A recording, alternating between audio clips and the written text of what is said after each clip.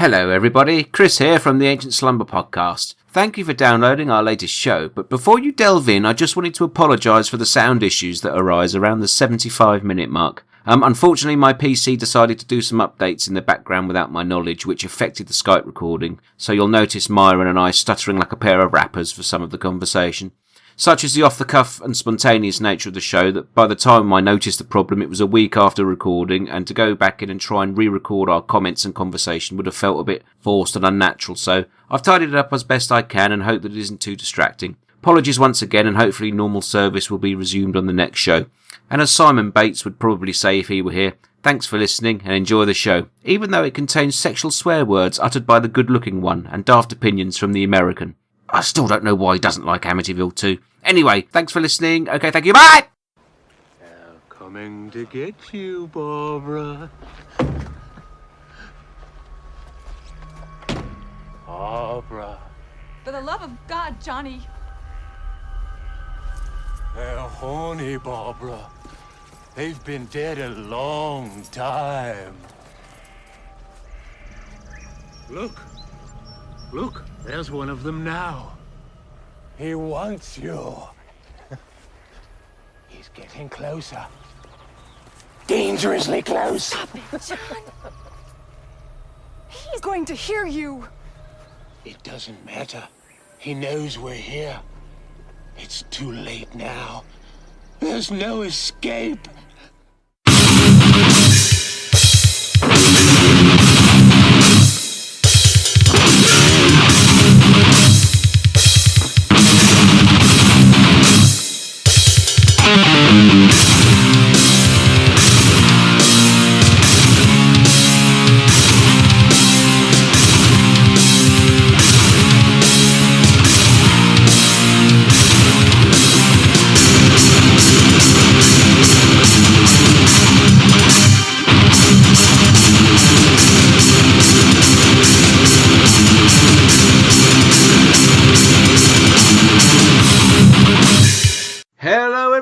And welcome to the Ancient Slumber podcast, show number 28. My name is Chris Ward, and joining me for a chat is Myron Schmidt. How you doing, Myron? Good. How are you, Chris? I'm all right.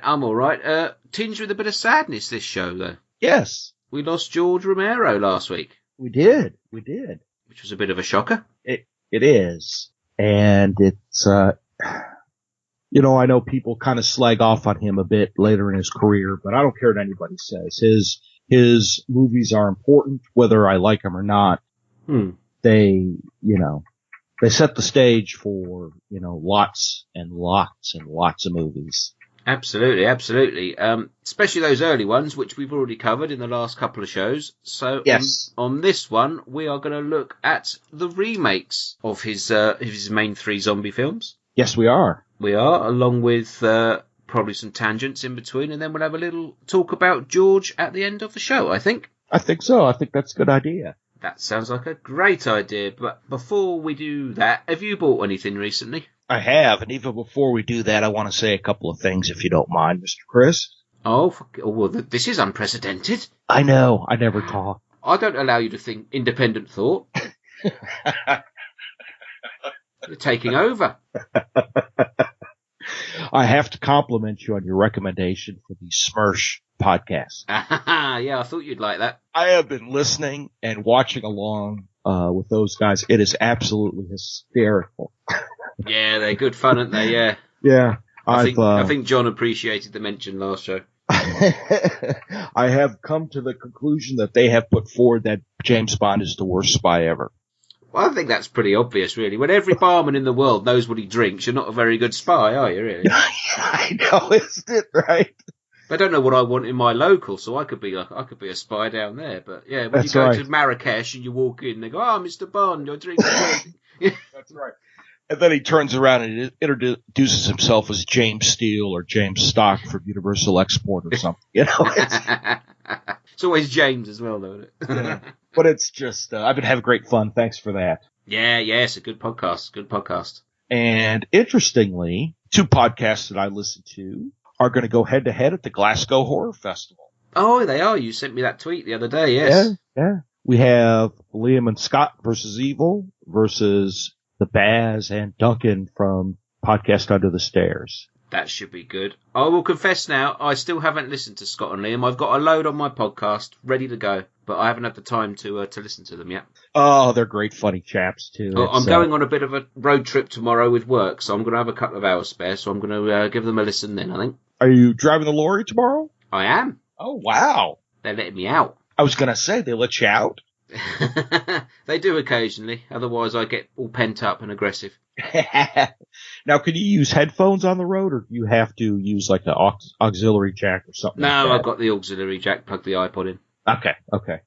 So, yeah, I shall give them a listen. I've downloaded probably about 20 shows, I think. I've got a load on there, so, yeah, okay. Give them a go. That'll be interesting. I'd love to see it. So if you're in the Glasgow area, go give the Horror Fest a check. And give that a go, and if you do go, you can go and have a shout with Baz and tell him that he was wrong about Texas Chainsaw Massacre Remake. It's a brilliant film. Oh. I thought he'd like it more than he did. He didn't say he hated it, but... What worries me is that I'm afraid that the Baz and Liam could end up naked on stage wrestling or doing weird things. It's Glasgow. That happens regularly. Ah, okay. Yeah, that would be a normal night for them. I gotcha. Another Friday night. Yeah, exactly. Yeah, I wouldn't worry about that. But anyways, back to the show. I just wanted to shout that out. What we've been buying. What we've been buying. It is summer sale time, unfortunately, for my pocketbook. I picked up a couple of Sam Raimi Spider-Man movies. Okay, what, on Blu-ray? Yep, on Blu-ray. Okay, how do they look on Blu-ray? Oh, they look fantastic on Blu-ray. All right. You know, they're not the greatest of movies, but they're not bad. No, I'm not a Spider-Man fan. I have them on DVDs, but somebody gave them to me. I didn't buy them. I also picked up the Autopsy of Jane Doe. Ah, yes. American History X. Oh, that's a great film. It is, Edward Norton. Yes. Yeah, I do like that film. Yeah, it's a good film. Depressing, but good. Also picked up a Blu-ray 2-pack, Rise and Dawn of the Planet of the Apes. Ah, I watched Rise again the other night, actually. You know, they're pretty decent flicks. I think they're brilliant. You know, they're both, God, I don't know, head and shoulders to the moon better than the Tim Burton one. I didn't hate the Tim Burton one. I thought it was fine for what it was. Yeah, well, okay, point there. But yeah. Oh, yeah, this is a different level of quality, I think. Yeah. And then I picked up a little film from the Netherlands, a little Dutch film called The Vanishing. Ah. And I'd never seen it before. I didn't even realize that the Kiefer Sutherland mess was a remake. Oh, yes, it was. Yeah. I didn't know that until recently, and damn, this is a pretty good movie. Is it? I haven't seen it. I've seen the Kiefer Sutherland one. I haven't seen the original one. Well, they're nothing alike. Oh, that could only be a good thing then. Yeah, they don't they don't end that way. They're absolutely nothing alike. Okay.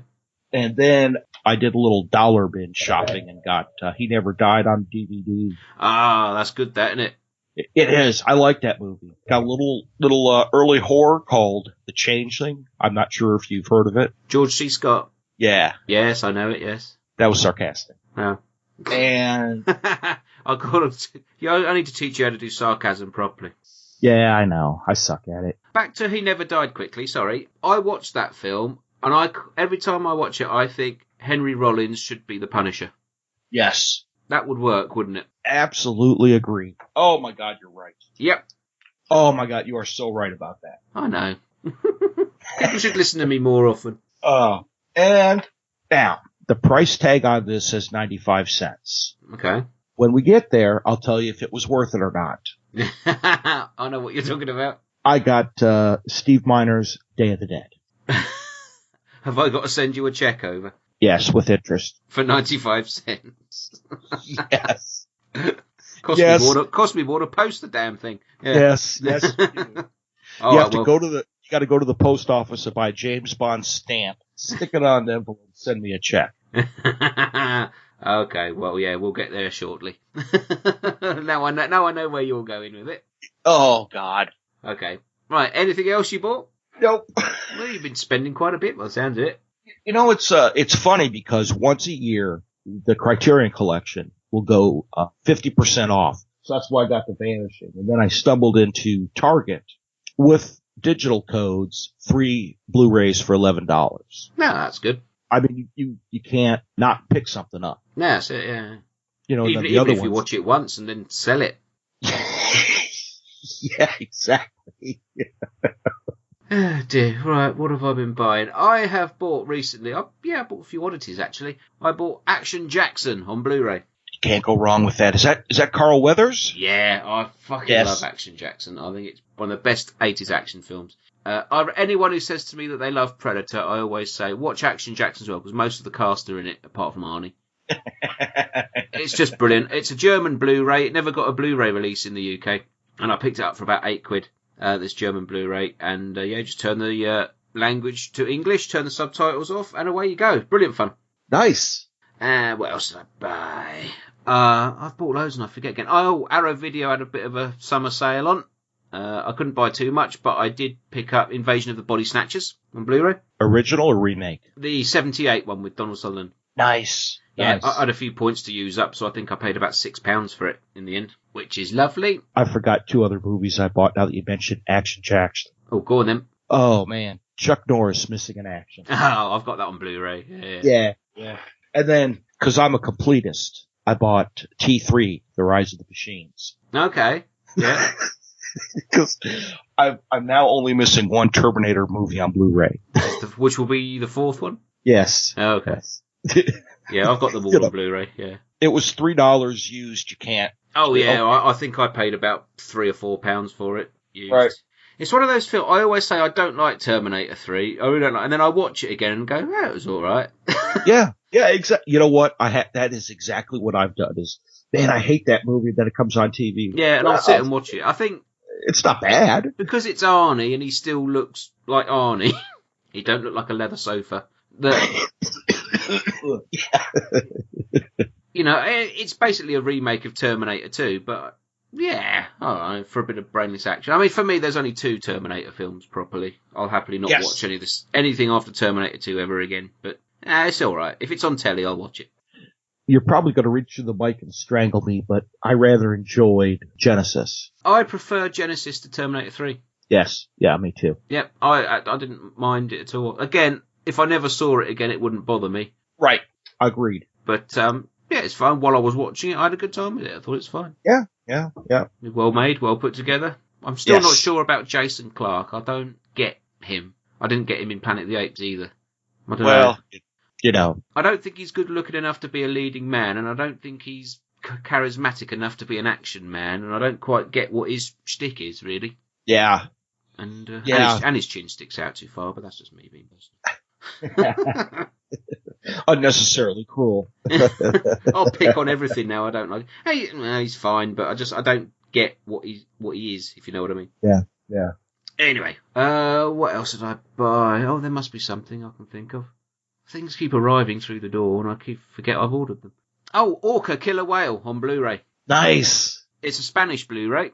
Again, never got a Blu-ray release in the UK. Again, you turn the subtitles off, turn the language to English, and it's absolutely fine. Fucking love that film. That's awesome. I know it's naff and stupid, but I love it. Well, there's nothing wrong with a stupid film. As we'll find out, yeah. Yeah. Well, there is something wrong with stupid films. Well, yeah, some of them are great fun. I mean, who doesn't love a little shocktopus, you know? Wow, there you go. See? Yep, I bought that, and I bought Wolf Creek 2. Really? Yeah, only because I didn't have it.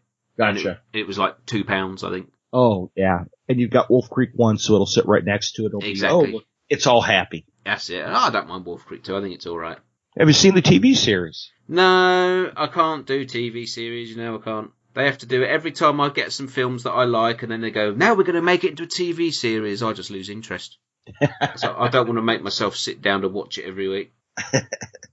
Well, stringing out a basic 5-minute plot to a 10-part series. Come on. Hey, you're lucky it's only 10. Sometimes over here it's 20. Yeah, exactly. But why do they have to string these things out? And you'll get 3 or 4 episodes with a character that no one gives a shit about, building him up, and then they'll kill him off, and just stick it in an 1.5-hour film. Yeah, exactly. Yeah, the only TV series I'll do is Ash vs. Evil Dead. Well, I think they were smart to keep it a half an hour Yep. and make it not a whole bunch of episodes. 10 episodes, half hour, and you've got Bruce Campbell. Yep. So, and it gives you exactly what it wants to give you, exactly what you expect from it. Yeah. God, there was a show that I was watching that I really liked. Oh, Wayward Pines. I don't know that. They did it's based on a series of books. They did a fantastic job with it. And then they went into a second season. I'm like, come on, guys. We don't need a second season. It's taken me the best part of 2.5 years to get through season 1 of Gotham. And I've still got another 2 episodes to go. So how far are you going to stretch this bloody thing out? Yeah. They've got Mr. Mercedes coming out. Of course, that's a Stephen King one, so I'll watch it or I'll binge it. But I'm really concerned that that's what they're going to do with that, just like they did with Under the Dome. If they had kept Under the Dome to a 1-season thing, it had the potential to be excellent, but they carved it out to 3 seasons and it just got stupid. Yeah. Just stupid. That's it. It's all about the ratings. Yeah, or the perceived ratings. Yeah. Yeah, exactly. Oh, well, anything else on what you've been buying? Nope. Okay, should we do some good, bad and ugly? Let's do it. Okie dokie. Right then, what you been buying? What you watched that's good? The Vanishing. The Vanishing, one you just spoke about. Yes, original one, 1998. But it's a thriller, very good, very well acted, very interesting plot. The ending is almost what you'd expect given the movie, but just excellent. Mm. It far, far, far outweighs that Kiefer Sutherland garbage. They kept one part the same, 2 parts the same. Yeah. The guy abducted her while he was wearing a cast, and it happened at a gas station. That was it. Well, there you go. That's as good a place to start as any, isn't it? Yep. Okay. What about you? My good it's one that I bought, but I didn't mention it in the buying bit, and it's Logan. Ooh, that's a good one. I fucking loved it. I thought it was brilliant. Yeah, it was really good. It's really, really good. Yeah, I watched the theatrical cut, and the UK Blu-ray comes with the black and white version. Yes, same here. Same here. So I'm going to watch that at some point. But thoroughly impressed. Yes, it's now my 3rd favourite superhero movie. What are your first 2? Oh, I knew you'd ask. Superman, the original, and oh right, I should have guessed that. That was stupid. And The Dark Knight. Yes, gotcha. And then Logan. Yeah, it just transcends the whole superhero thing, and great acting, great script, characters that you believe in, if you like. Yeah, fantastic. Can't fault it. Boy, that Dark Knight movie's pretty damn good too. Exactly. Still can't fault that. No, I don't care. I don't care as much for the other 2 in the trilogy. They're all right, but that one was a standout. Yep. You can watch that one on its own without the other 2. It's a great standalone film. Yep. Yes. So go on then. What's your bad? I got a couple bad. I've been doing a watch along with another podcast, and oh yes. They're covering 1970s. The first one is called I Drink Your Blood. And I would like you to explain why Grindhouse 70s, early 70s stuff is so good. I found this to be the most, it didn't click with me. So I found it to be ridiculously stupid. So you don't want to watch I Eat Your Flesh as well? Yes, no, I do not. It's those sorts of, I haven't seen I Drink Your Blood, by the way, but I do know it's a film I know. It's one of those things, it's a bit like listening to death metal. You either get it or you don't. Ah, okay. Okay, that makes, alright. It's one of them. You can't explain it to people. If it doesn't click with you, I could sit here and go through the whole thing with you and you still wouldn't get it. Yeah. Yep. But you know what death metal's like when you get, for every 100 generic death metal albums you get that one, you go, fuck me, that's good. Yep. That's why I love all that Grindhouse stuff. Okay. Same reason you like found footage. Okay, yeah. You watch loads of them and you know the tropes and you know what goes on and blah, blah, blah. And every so often you get that one you think is brilliant. Yep. I don't know what I Drink Your Blood's like. I've never seen it. 88 Films have just put it out on Blu-ray over here, I think. Well, if you could get it, for £1 or used, I bet you would like it. Yeah, it was on a double feature when it came out originally with another film called I Eat Your Flesh. I know there's a Region 1 double pack DVD available fairly cheap, which I was going to pick up some time ago, but I didn't.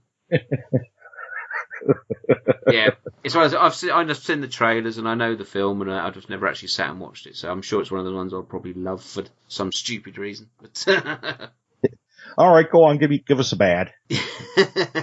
You question me about Grindhouse, now I can question you about found footage. Blair Witch. The new one. Yes, well, yeah, the one that came out last year. It's on UK Netflix, so I thought I'd give it a go the other night. Why? Just why? I can't explain that movie. The Blair Witch Project, the original one, I don't like it, but I get it. I realise that it's a sort of a game changer. You know, I saw it at the time in the cinemas. I remember the buzz around it and all this sort of stuff. So I get it. I don't like it, but I get it. This belated sequel was shite. Absolute shite. And I don't get what they were trying to achieve with it. I don't either. And the whole part with the witch. Yeah. And the first part being a literal remake of the first movie, and then they just added that 20 minutes on. It was, dang. I mean, Book of Shadows was better. Yes. Yeah. It was, and I didn't care for it that much. I didn't care for that, but it was better than this shite. It's just people running around with cameras, filming nothing and screaming. You know how I'm going to carry your analogy. You know how death metal is a little more accessible than black metal? Yeah. Finding a good found footage movie is like finding that great black metal band that you really can just get into, and it's just epic stuff. Okay. So it's, and this just isn't it. Yeah. And I mean, it's funny because even Simon Barrett was joking about it on Twitter when it came out. He was making self-effacing comments about it. So, it just doesn't work. No. I don't even get who it's appealing to, because you don't like it and you're Mr. Found Footage. Yeah. So, I just didn't get what it was trying to do. It just seemed like an excuse just to bring the name Blair Witch back and try and make some money off the back of it. Yeah, yeah. And I'm a huge fan of Wingard and Simon Barrett, both of them. Yeah, but I like Wingard, Adam Wingard. I think he's great, but yeah, I just don't.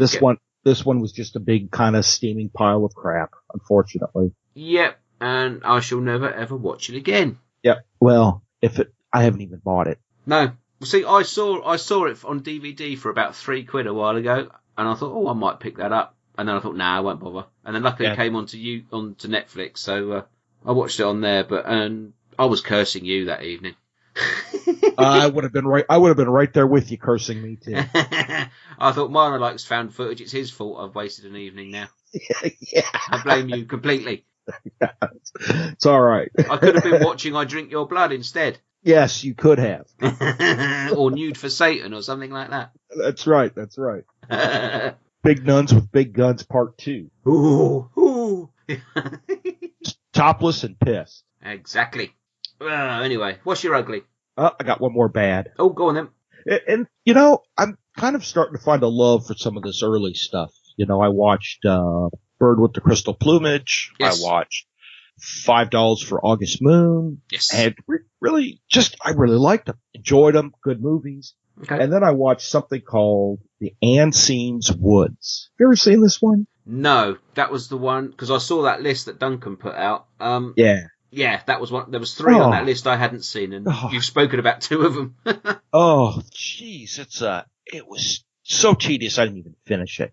Okay. I don't know. It's about some guy who has epilepsy that thinks he's a werewolf or something. It is so slow going. It's oy vey. Maybe it's one of those things like Grindhouse where you get it with some of that kind of stuff and you don't. I just don't get it on this one.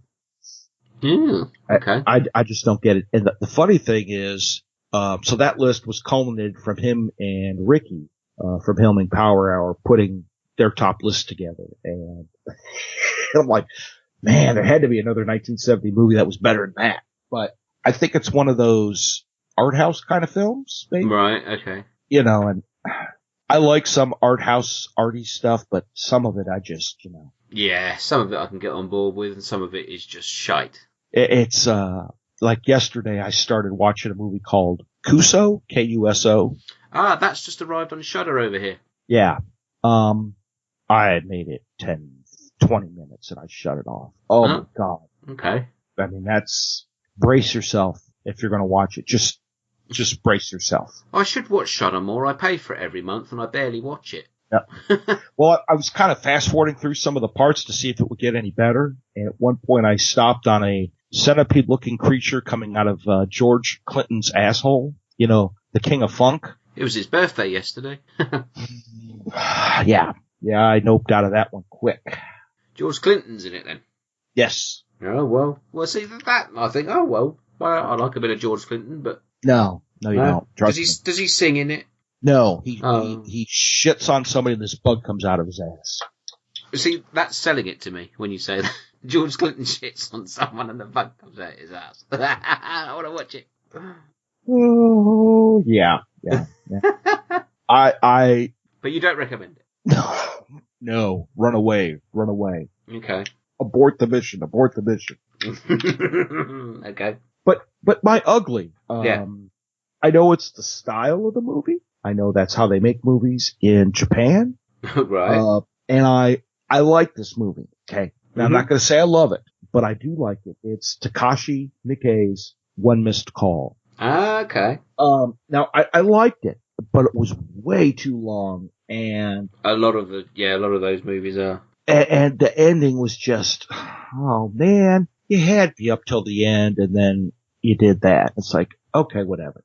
It left me a little dissatisfied and just kind of disappointed, although I liked it. I mean, up until the last 15 minutes, I was in.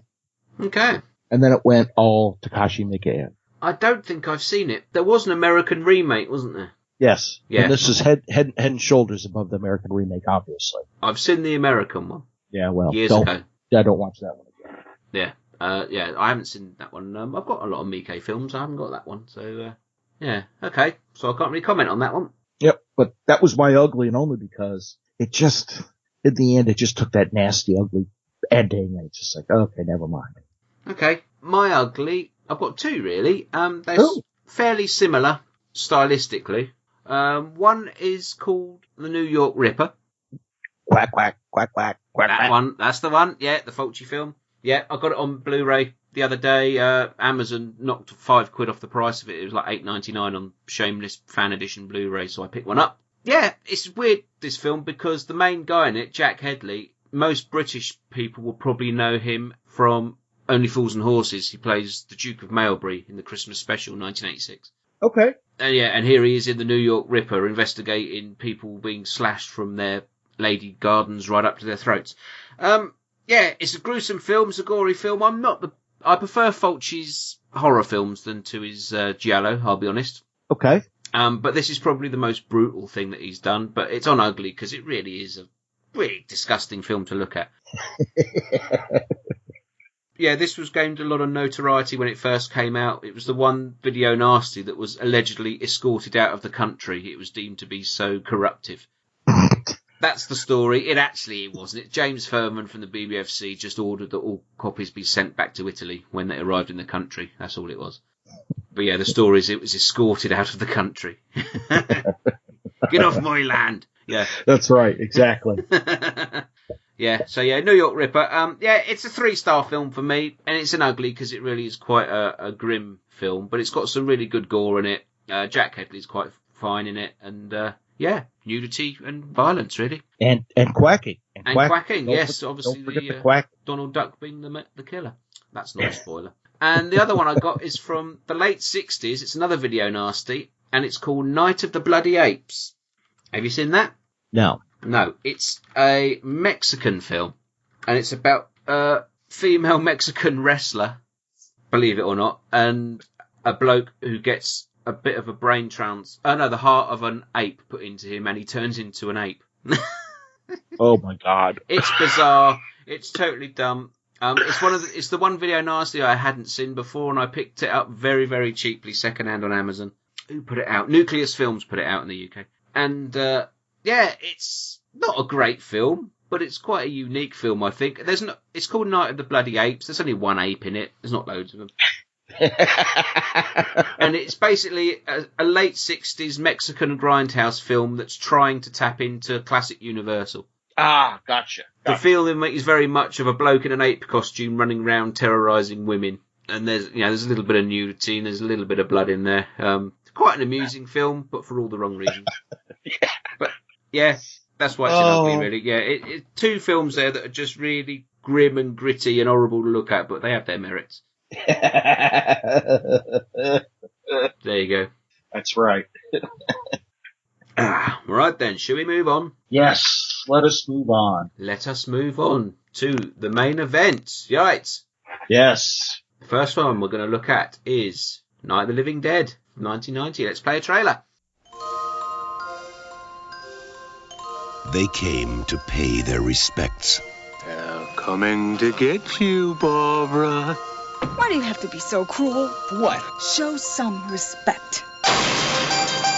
Now they're running for their lives. A biologist in Stockton, California have released reports focusing on the phenomenon, specifically on that trance-like state. Every shelter is becoming a trap. Are you sure we're gonna be all right? Cooper, you gotta help me out! And every road out Don't stop no matter what happens. is just another dead end. They're coming right for us!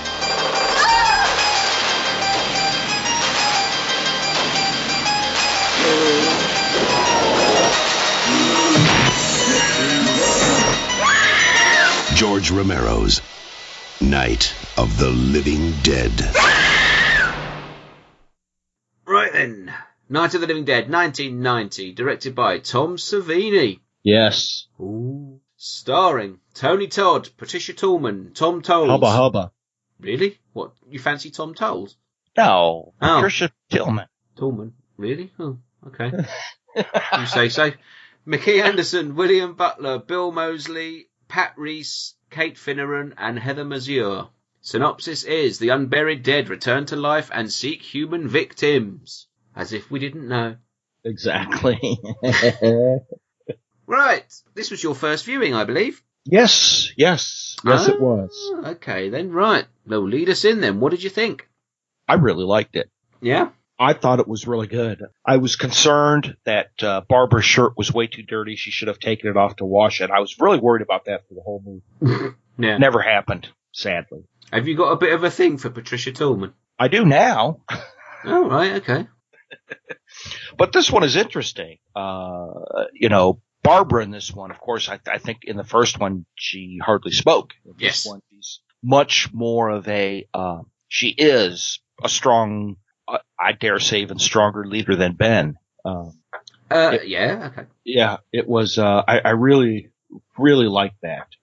She and Tony Todd were much more of a team in this one. Yes. To me, Savini captured kind of almost a great remake from the opening scene where Barbara's brother is, doing the famous line from the first one. The wonderful Bill Moseley. Yes, but he managed to make it something else while keeping the same kind of feel, same basic, plot, if you will. Mm. But I thought he brought something new to it, and you still have the same old stuff captured, the same political commentary captured, but you've got another layer of, almost a feminist kind of a woman empowering type of social commentary on top of, the other one. So I really liked it. Okay. I thought I was going to hate it, but I really enjoyed it. Oh, good. Yeah, I don't know why you should want to hate it, because Romero was involved. Yes. He was involved in the screenplay and the production, and if the story's a bit to be believed, he even directed a few scenes himself. Okay. Because I think I read somewhere that Savini walked off set at one point, and so George Romero took over. Oh, Tom. Yeah, this is a film with a history. It was basically put together so the people who made the original Night of the Living Dead could get some money off of the name, because we know it went into public domain as soon as it was made, the original. Yes. So nobody made any money off of it, any proper money. So yeah, George Romero's idea was to remake it, and then they could get some money off the name. I thought Savini's a good choice for director.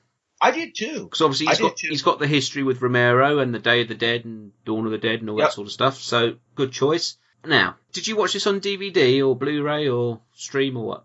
Stream. Ah, okay.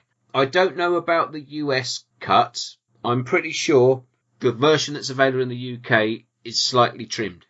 I may be wrong, but I have seen versions for sale that say the full uncut version. Really? Yeah. But there's not much to trim out of it, to be honest. In the UK, this film is only available on DVD. On an old bog standard DVD. I won't say bog standard, it's got a few extras here and there, but it's just available on DVD. There's no Blu-ray. I've been seeking for a Blu-ray version. The only two I can find, there's a US Blu-ray, which I can't play on my player, and there's an Australian Blu-ray, which will play on my player, and apparently it's the full uncut version, which is what it's selling itself as. So I don't know what the actual differences are. Okay. But I've always felt that this film feels really restrained. Why is that? Because you've got Savini in the director's chair, and Savini at the time was at the peak of his special effects makeup and everything else. And like I said, I don't know what your cut would have been on there, but the British DVD version just feels a little bit restrained. And I know there's some stuff in the deleted scenes, some extra bits and bobs with some gore on it. And Savini himself has said that nobody has actually released the full version of everything that he shot. Because he said that he did a lot more special effects gags and things that were never actually in any of the finished versions. Okay, that makes sense. Yeah. I get kind of a feel for what you're saying. Yeah. So to me, I've always liked this. I do like this remake. I think it's very good. But I've always felt like I'm missing something. There's a scene missing, or there's some effects missing, or do you know what I mean? It just feels that little bit restrained to me. And I now that you mention it, for being a Tom Savini production, it's I see exactly what you're saying, and I just assumed that Tom was trying to keep the same level of gore through the thing, and just kind of was trying to pay some respect to the original. Yeah, but it would make more sense that there's a lot of stuff that is on the cutting room floor, so to speak. Yeah, like I said, on the DVD there are some deleted scenes which I know were trimmed out of the original film. I think they've been reinstated on the Blu-ray. But yeah, say Tom Savini, he was on a podcast. Somebody was interviewing him. Oh, who was it? It may have been one of the Decades of Horror podcasts. I can't remember. He was on one somewhere, and he was talking about it, and he was saying that what frustrated him was he was being held back from what he wanted to do, and eventually he managed to shoot certain scenes, and they just got thrown on the cutting room floor. Ah, gotcha. And so, so there is, he says there is somewhere a full uncut version, but whether we'll ever get to see it, I don't know. I don't know why him and Romero just didn't put one together and try and sell it, because somebody would have picked it up. Back at that time, Romero had a lot of clout. So exactly. Yeah. I don't know. I guess that's just, executive interference somewhere down the line. Okay, that makes the most sense. But yeah, back to the film. Yeah, so what do we think of Tony Todd replacing Dwayne Jones in that lead role? I loved it. I loved his Bruce Lee style approach to the zombies. Yes. Yeah. I love Tony Todd in that role. Yeah, I think he's great. Yeah. You've obviously got a thing for Patricia Tallman. Oh Lord, yes. I've got to be honest, don't do it for me. But that's all right. In the look stake or the acting stakes, really. To me, I like the character of Barbara in this film. She's a lot more of a. I suppose this is a post-Aliens thing, isn't it? So it'd be Ripley's the nearest comparison. Yes. It's the the tanked top strong female. Yeah. Okay, yeah, it's post-Aliens, post-Die Hard, isn't it? So it's that type of vibe I think they're going for. Yep. I think there are other actresses I'd rather have seen in the role, to be honest. Okay. She's the weak one for me, but yeah, okay. She's not terrible, but there you go. I can't say anything more than that. Yeah, I think I like the way Barbara's written, but I don't think the actress sells it enough for me. Gotcha. Did you spot Tom Savini? Oh no, wait, I didn't catch him in this one. No, he's not in this one. Yeah, he's behind the camera. Sometimes, Alfred Hitchcock did cameos in every one of his movies. So. Yeah, Savini's not Alfred Hitchcock though, is he? No. All due respect to Savini, I love him, but he's not that level of director. Fair play. Obviously, we got Bill Moseley in there as Johnny. Yep. So again, I could watch Bill Moseley do anything really. Well, I just wish Sid Haig was in there somewhere. Although we'll get to him and Night of the Living Dead in a little bit. Who, Sid Haig? Yeah. Oh, come on. I mentioned it last podcast. I'm drawing a complete blank. Oh, well, you keep drawing a blank and we'll get there eventually. Okay. You got Tom Tolles in there playing the Harry Cooper role. Great bit of casting, I think. Yes, he was. Yeah. He's got the look. He's got the attitude. It's absolutely. I agree. Absolutely. Tom Tolles is one of them actors. Well, you just want to play someone to play an arsehole. Yeah. Tom Tolles, and that's nothing against him. I'm sure he was a nice guy. He's no longer with us, but I think this is him following up on his part in Henry, Portrait of a Serial Killer, isn't it? That's right. He was at that, wasn't he? He was. We got McKee Anderson playing his wife. She was in something I watched recently, and she was fucking terrible. I'm sure it was her. Let me have Interesting. I really should plan this better. No, it's not her. I'm getting her mixed up with someone else. Oh, do apologise. No, it wasn't her. I was getting her muddled up with someone else. She doesn't have that much to do in this role, but she's there, and there you go. She's not as much fun as... Oh, what's the actress in the original? The one that I quite fancy. Hang on. She acted, yeah. Well, there's no one who can portray, Marilyn Eastman. Ooh. Crazy over-the-top housewives better than those Marilyn Eastman. You'll have to have a lie down. You need me to give you a minute. Quite a vigorous lie down. I was just going to say. Yeah, I think that role's a bit reduced in this one. She's fine. We got William Butler in there, who is known as one of the guys who's been killed by Leatherface, Jason, and Freddy. Oh, is it Freddy? I'm gonna fucking confuse. I've got all this information I've normally got in my head, and now I can't remember any of it. He's the guy who created the Ginger Dead Man series. Oh God! Have you seen any of them? No, I can't bring myself to. Can't you? No, he's in Leatherface, Texas Chainsaw Massacre 3. He's in Freddy's Nightmares TV series. He's been in Friday the 13th Part 7. He's in Ghoulies too. Yeah. Isn't the Gingerbread Man, isn't that Charles Band over at Full Moon? Ginger Dead Man. Yeah, they produce it, but I think William Butler's the director or the writer or something. Okay. He created the character. Oh, God help us. Yep, he's in there too. So there's familiar faces in there. Yeah. So, to be honest, it's not a film you can say a lot about. If you've seen the original... and you like the original, this does it again. It does it in colour, obviously. Slightly better special effects. And say there's the biggest change is Barbara actually speaks in this film. Yes. And like you say, her and Ben as the sort of lead team, if you like. Yes. Are very good. And the very ending of the film's different with what happens to Ben. Yes, absolutely. It is absolutely different. Because, spoiler, he becomes a zombie. Oh, that's right. I love that shot of him walking out of the basement. Tony Todd with the white eye makeup and all that stuff. That looks so good. So, yeah, not a lot else to tell, really. Like I said, if you want to watch it in the UK, it's available on DVD fairly cheaply. If you want to watch it on Blu-ray, you'll have to get the Australian import, which is probably about £10 I've seen it for. Oh, that's not too bad. It's not too bad. I will pick one up one day. But, not yet. That's... Maybe Tom Savini will finally release a full uncut version. That's right. You never know. So let's get to your score. What did you think of this one? I gave it a 3.5. Did you? Bloody hell. Yeah, isn't that good? It is good. You don't know what I gave it? What? 3.5. Oh. Cool, we're thinking alike here. There's something wrong. We need to get more foul footage in here. No, it'll change, don't worry. It'll change in about 2 films' time. Are you serious? Oh, God. Well, before that little piece of news rears its ugly head, we have 2004's Zack Snyder's remake of Dawn of the Dead. Oh, well, let's play the trailer for that one then.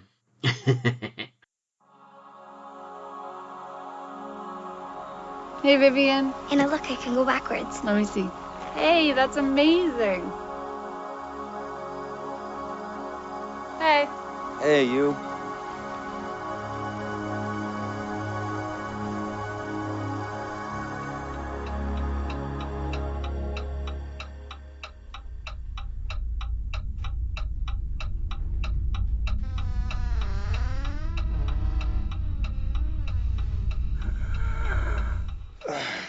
Vivian? Honey, are you okay?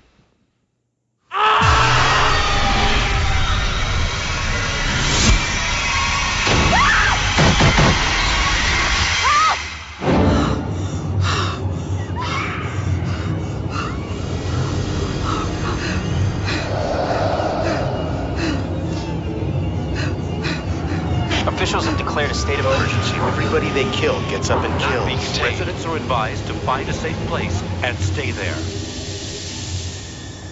I've just been informed that we are going off the air and switching to the emergency broadcasting system.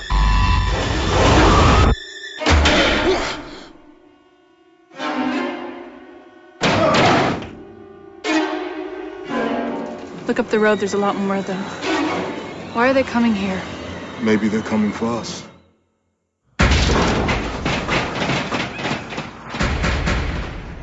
Sooner or later, they're gonna get in here. Our baby's gonna be fine. It's only a matter of time. It's coming. They'll find a way in. Oh, God.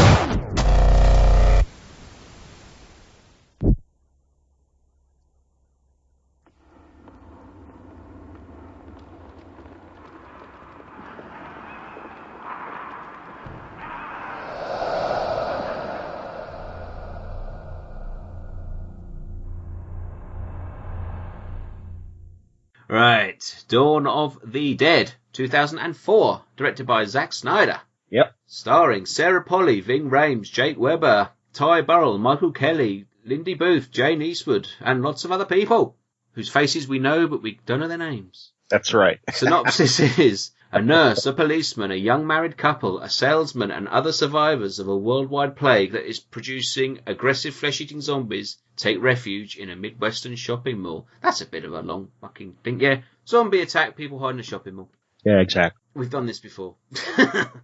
So I saw this in the theater. So did I. I went with two friends. And for the longest time, I thought my friend was just being a jerk, or, kind of trying to be funny. Mm-hmm. Well, he kept asking me, do you think this could really happen? No. No, because zombies aren't real. It's not going to really happen. Apparently, and then come to find out later, his wife banned us from taking him to any more horror movies because of the nightmares. He couldn't, for days after that he had it. And it was just, how old was he? 28. God, I'm like, Jeff, what? These are zombies, but they run really fast. I said, yes, don't worry about it. He hadn't seen Demons then? Yeah, right. Or Return of the Living Dead, because they run in that as well. But I've only seen this movie twice. Okay. And I left the theater thinking, holy shit, that was awesome. Yeah. Then I rewatched it and I went, okay. Okay.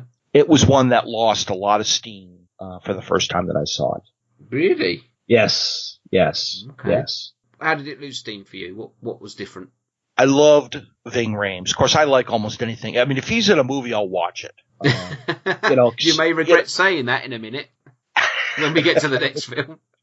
But yeah. No.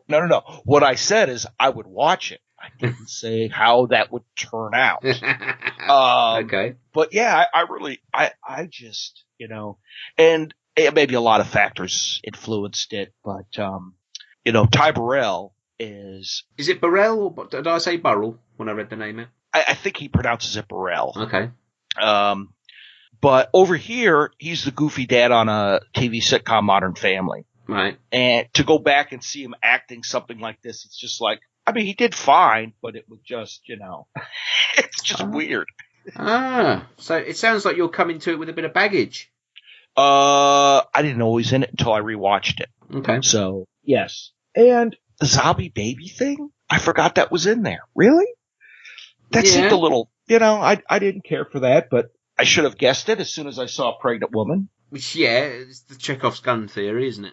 Yeah. A pregnant woman in a zombie film, she's going to have a zombie baby. Yes. But I will say this. That scene at the end where they're in their version of the Dead Reckoning was pretty goddamn cool. Yeah. I don't know how they did. Well, I mean, it's CGI stuff, but man, I paused it, rewound it, and watched that scene again. that were the thousands of zombies are on them. Yeah. I thought that was really cool. There's some really good photography in there. Yeah. I don't hate the movie, but I didn't like it as much as I thought I would, that I remembered I did, if that makes any sense. Okay, yeah. Right. So how do you think it stacks up against the original then?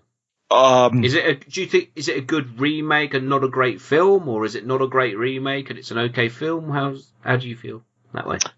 Okay. I like the first one much, much better, but this is not a bad remake and it's an all right film. I always liked the opening scene with the running zombies. Yeah. I thought that was an awesome opening. Because obviously this is more action orientated. The social commentary is not as at the forefront in this one, if it's there at all. Yeah, this one is about running zombies and that kind of stuff. This is it's almost a special effects running zombie showcase more than Dawn of the Dead kind of movie. Okay, actually, I forgot to ask you, how did you think Night of the Living Dead compared to the original? Well, the original's a classic. The original Dawn of the Dead's a classic. Yes, but that remake, it stacks up pretty well. Okay. So if I put both films in front of you now and said, which one are you going to watch, what would you do? For which movie? For Night of the Living Dead. I would go with the remake only because it's a newer movie. Okay. And what about Dawn? I'd go with the original. And that's not a newer movie? Yes. Okay.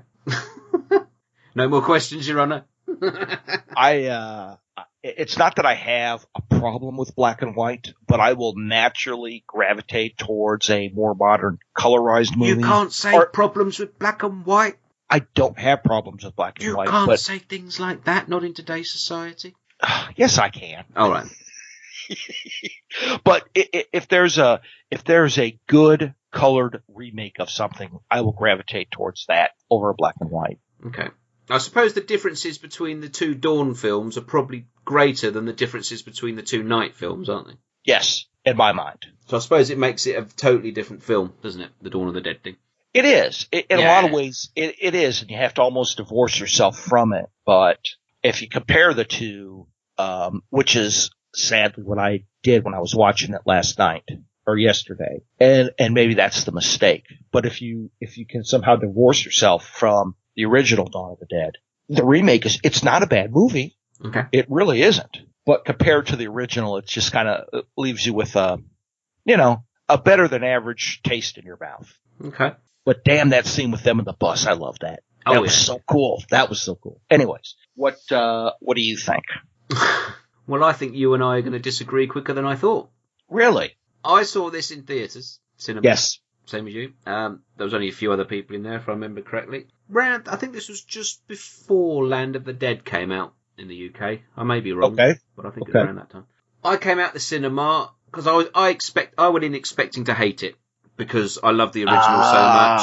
Okay. And I thought this is going to be. And to be fair, before this, I think the big remake was the Texas Chainsaw Massacre one, which came out, which I love, as we know. Yes. But I went into this, I was thinking, they can't redo Dawn of the Dead. How's it going to work? Blah, blah, blah, all the usual nonsense. And I came out, and I didn't love this when I came out. I came out and went, yeah, that was good. They did a good telling of that story, because the zombie in the shopping mall thing is the ultimate zombie story, I think. Right. You can't better that story, because where would you go in the event of an outbreak? You go somewhere where there's supplies. Right. So there you go, there's your story. Over the years, I've bought it on DVD when it came out, the director's cut. I actually bought it on Blu-ray a couple of weeks ago. A US double pack with Land of the Dead, which I got for about £6. Because you can't get a Blu-ray of this in the UK either. Oh, okay. I love this film now. Really? I've seen it probably about a dozen times since cinemas. Okay. And I love it. I don't compare it to the original. To me, they're two separate things. It's like what I said when we did Texas Chainsaw Massacre. They both exist, and I love them both, and I don't compare them. Yeah. It's, it's funny you say that, because to me, and I don't know why, the remake of the Texas Chainsaw Massacre is just different enough. Yeah. That I can divorce myself from the original. And I guess maybe it's the whole shopping mall theme. Yeah, okay. You know what I'm saying? Yeah. I think it's one of them stories. The kernel of the idea, I think, is great. Like I said, where would you go in the event of that happening? You'd go where you could hole up for a bit. Sure. So that's where the comparison with the Romero film ends to me. It's just that idea. And Zack Snyder goes somewhere completely different with it. I don't think there's any social commentary in there. Nothing to the level of what Romero was doing back in the 70s. Right. I mean, by the time this remake came out, we'd been living with that shopping mall culture for 30 odd years. So, there's nothing new you can do there. Right. I like the cast of characters. I think all bases are covered. We've got the arsehole security guards, we've got the ex-police, we've got the nurse, we've got the regular guy, we got, the truck driver, we got the pregnant woman. Everybody's in there. Yep. All the acting's good, I think. I don't think there's any weak links, really. It's solid performances, absolutely. Yeah, I think they're all great. The zombie baby thing, I think, yeah, I know what you mean. Again, it's one of those things, it's what you don't show that's probably more powerful. And I think they were always going to have at least one shot of the zombie baby just to put it in there. Yeah. I think if they'd actually shown the baby's head exploding when they shot it, then that may have been a bit too much. Yeah. I like the effects. I think the special effects are brilliant. There's a bit of CGI in there, but it's done fairly well. A lot better than the next film we're going to discuss. And yeah, and like you said, those scenes of the zombies crawling are all around the bus at the end when there's like thousands of them. I think that's better than the one that's in World War Z when they're all climbing up the wall. I think it's a better shot. Not even comparable. I absolutely agree. Yeah. So it's one of those films. I think I like the action, I like the acting, I like the special effects. So there's some great memorable shots here. I love the soundtrack. They put that Disturbed song in there, Down with the Sickness, which is a great song. And they even did it's either the Pat Boone or the Richard Cheese version. I don't know. It's Richard Cheese, I think. Yeah. I think it is, yeah. Yeah, and there's a few other good tracks in there. I think there's some Johnny Cash in there somewhere as well. Yes. Yeah, all well and good. So what did you think about, remember there's the father-daughter team and the father was bitten? Yes. What did you think of that whole thing with the whole scene with him and Ving Rhames? Max Headroom, you mean? Yes. Yeah, it's the guy who plays Max Headroom. Yes. Yeah. I like that scene. Yeah, I did too. Because it puts you in the mindset of, okay, we're in a room here with a man who's with his daughter. He's been bitten, so we know what's going to happen to him.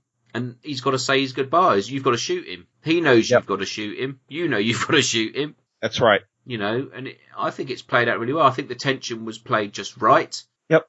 They didn't show it. They just cut away and they didn't show it. You heard the shot in the background. I think Ving Rhames carried off, the burden of it that he's got to do. The only scene I didn't really like, and it's the only effect I didn't like. There's that big fat woman who got bitten. Yes. I don't know why. To me, that just feels like something that comes out of an Italian horror film when she stands up and starts walking around. I don't know. It's almost inconsistent with every other zombie in the movie. Yeah, I don't think the zombie makeup looked very good.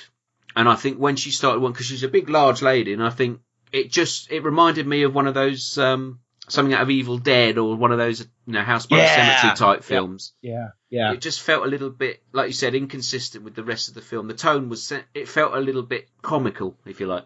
Yes, it did. So yeah, that's the only bit that I'm like, we could snip that bit out and it wouldn't change anything, Yep. But yeah, apart from that, I love this film. It's really grown on me over the years. Like I sort of alluded to in the last show, it's a bit of a choice between this and Land of the Dead, really.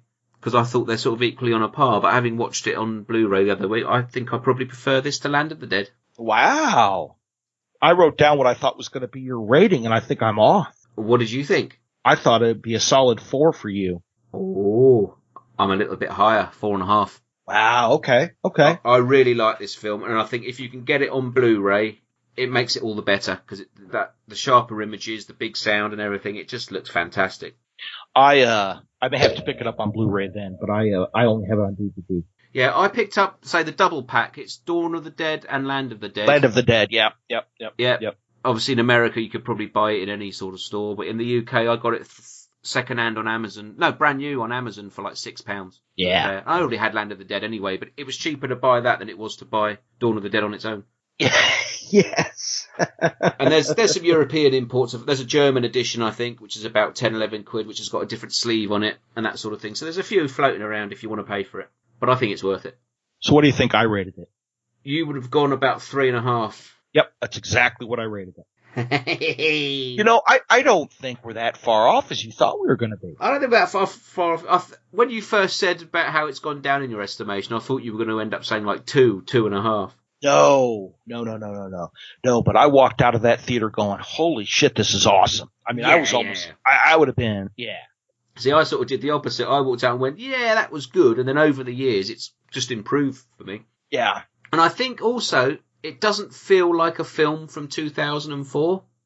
And that may seem a strange thing to say, but you know, a lot of the horror films that came out in those early 2000s, you watch them now and you go, you could straight away go, that's an early 2000s film. Yeah, it's aged very well. I think it's aged quite well, yeah. And the fact that it was made before HD cameras means there's a little bit of grit in the film when you watch it on Blu-ray, which I think helps it as well. There are certain scenes that look really glossy and polished, like in Land of the Dead, like we were saying last time. But there's also other certain scenes where it looks quite gritty. Right. Which I like. It just adds to it to me. I think they used the correct amount of CGI as well. I don't think they mixed practical and CGI at a very good ratio for this movie too. I think the explosions and some of the blood squibs are CGI, but it's not. Yeah. It's not like Diary of the Dead where you see a head melting and it all just looks like something out of Resident Evil video game. Right. Or it's not like World War Z where it's 100% CGI. Yeah. Oh yeah. It's a good looking film, and I'm glad it was Dawn of the Dead was treated with proper respect, and I think. Yes. I think that's the thing. It was done well, and it gave it the name a bit of mainstream exposure as well. Yep, and I think we can say that safely about Night of the Living Dead too, is it treated the original with very much respect. Yeah. Nice. Which leads us nicely into the next one. Yeah, yes it does. Talking of films that treat the original with respect, should we play a trailer and get it over with? Yes. Okay. Please. Is anyone out there? Is anyone still alive? We need help. We're being attacked. We need help right now.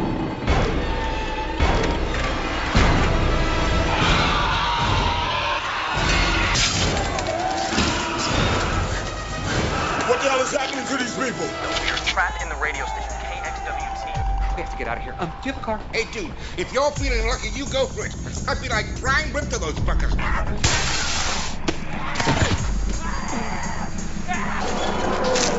This is an emergency, okay? People are going absolutely crazy. Please send help. Oh my God. What the hell are you doing? Out of town is the other way. It's my brother. Get off the couch. I'm gonna sell propulsion tanks. We can rig these. Get all those things in one place and just blast the shit out of them.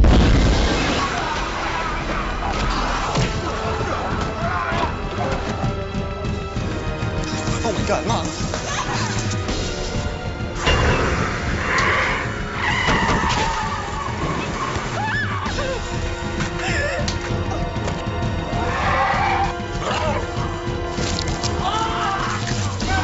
That's sick. I'm not gonna turn into one of them. No!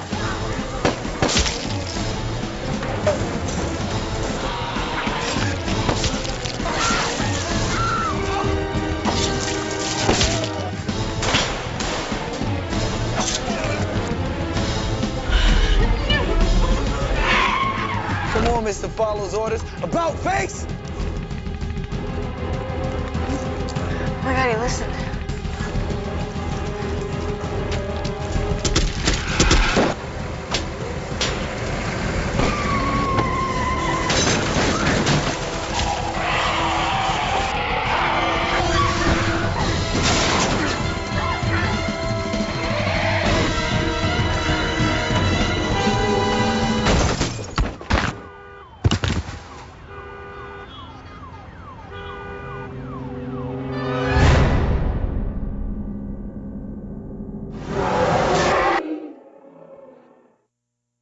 Right. Day of the Dead, 2008, directed by Steve Miner, starring Mina Savari, Nick Cannon, Ving Rhames, there you go. Yes. Michael Welch, Annalyn McCord, Stark Sands, Matt Rippey, and loads of other people I don't know. Right. When a small Colorado town is overrun by the flesh-hungry dead, a small group of survivors try to escape in a last-ditch effort to stay alive. Yes. I'd like to see that film. Yes. We've seen it already. Yeah. Well, we saw it in Day of the Dead, but the original, but that wasn't a Colorado town. Well, okay. Then we can go with the original Crazies, or we could go with the movie Contagion. Yeah, or First Blood or something like that. Yeah, or we can just transport 28 days later over here. Either way. We could. This movie was to me a combination of the Crazies, 28 days later kind of thing. Okay. It wasn't as good as any of them. No. I don't know about the US, but this didn't get a theatrical release over here. I don't know about the US either, but yeah. I'm pretty sure it didn't. I think this was a straight to DVD effort. Yes. And you could see why. Yes. Right. Yeah, I don't know where to start with this. Let's just start with the obvious. Since when can zombies walk on ceilings and walls? Yeah. And since when were they fucking vegetarian? Yes. Yes. Since when did someone who was a vegetarian get bitten and decide they're not going to eat people when they're a zombie? That's right. It doesn't fucking happen! Since when did zombies attack other zombies? Just fuck off. Right. I know that zombies aren't real, and I know it's never going to happen, but you have to apply a bit of consistency and logic to this. Yes. So you have to go with the theory of, if it was to happen, how would they be? Yeah. And now Romero has given us countless films where he's shown you the behaviour of the zombies. Yes. And even other filmmakers have done their own zombie films. They put their own spin on it, but it's always been contained within a certain, I don't want to say believability, but within the realms of, I don't know, a fantastical reality, if you like. Yes. There are constraints. Yes. Even, I'm going to say this, don't anybody shoot me, but even within the Stephen King zombie of The Cell, it was constrained within a certain amount of zombie-like characteristics. Yes. Any film that has a reanimated corpse, you tend to know what behaviour to expect from that corpse, right? Correct. Right. So, Day of the Dead, 2008, we've got a vegetarian zombie. Yes. Who fends off the other zombies and helps the heroes escape. Yes. Like the fucking A-Team. And yes. Then we have a zombie, like you said, runs across the ceiling, a bit like that nurse in Exorcist 3. Yep. Or the werewolves in Underworld. Or like Spider-Man. And you have to wonder how much of these silly things that Steve Miner was aware of. Whether this was put in after he'd finished shooting. Yes. You have to wonder what the actors were thinking of, because there's some, I say good actors, there's some solid actors here. Mina Savari and Ving Rhames. Yes. You have to wonder what Ving Rhames was doing here, seeing as though he was in Dawn of the Dead remake, playing a different character. Even though these films aren't actually connected, but... Oh. This film's a shitstorm. Yes, it is a big steaming... And did you get the feeling that every single zombie looked alike in this movie? It's yes. Like they made a shite William Shatner mask, and they just handed them out. Well, they did that with the Halloween sequels. Well, yes, but... They didn't even do that. They just, here's a CGI template, let's do everybody the same. Yes. I paid £10 for this fucking DVD. Oh.